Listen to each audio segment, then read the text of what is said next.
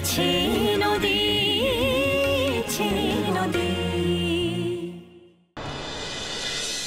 এই যে ধরে এনেছি, আজ ইনি না থাকলে কিচ্ছু হতো না।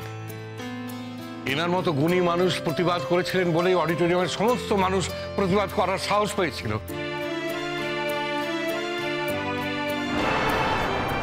মেয়েটার যোগ্য বিচার হওয়া উচিত ছিল জানেন, শেষটা অবশ্য তাই হয়েছে।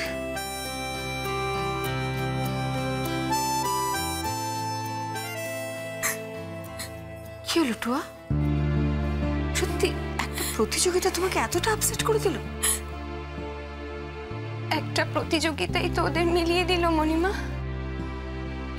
তুমি দেখছো না আজকে অনুরাগ আর মেঘলা কত কাছাকাছি চলে গেছে। ওদের পুরো পরিবার মেঘলাকে সাপোর্ট করছে। আমার আর কি রইলো বলো তো মণিমা, কি রইলো আর আমার? তুমি কিচ্ছু হারাওনি, তোমার যা ছিল সব থাকবে।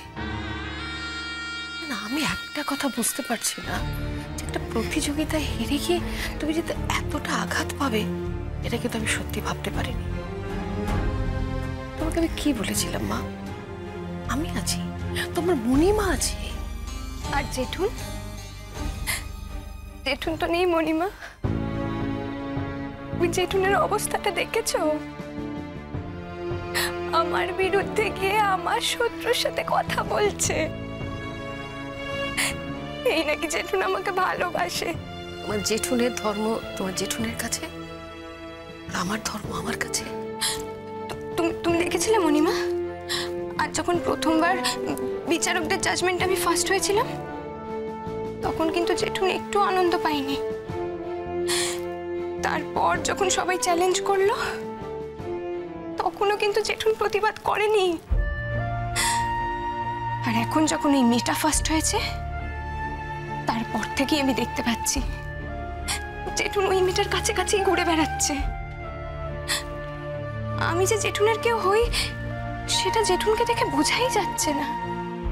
মণিমা, অন্তত আজকের দিনটাতে যে আমার খারাপ লাগতে পারে, আমার কষ্ট হতে পারে, সেই বোধটুকু কি জেঠুন হারিয়ে ফেলেছে? তুমি এত জেঠুনকে নিয়ে মাথা ঘামাচ্ছ কেন বলো তো? চলো টুয়া, এখন কিন্তু যুদ্ধ একটা নয়, দুটো। একটা যুদ্ধ হলো তোমার সাথে মেঘলার, আর একটা যুদ্ধ হলো আমার সাথে তোমার জেঠুনের।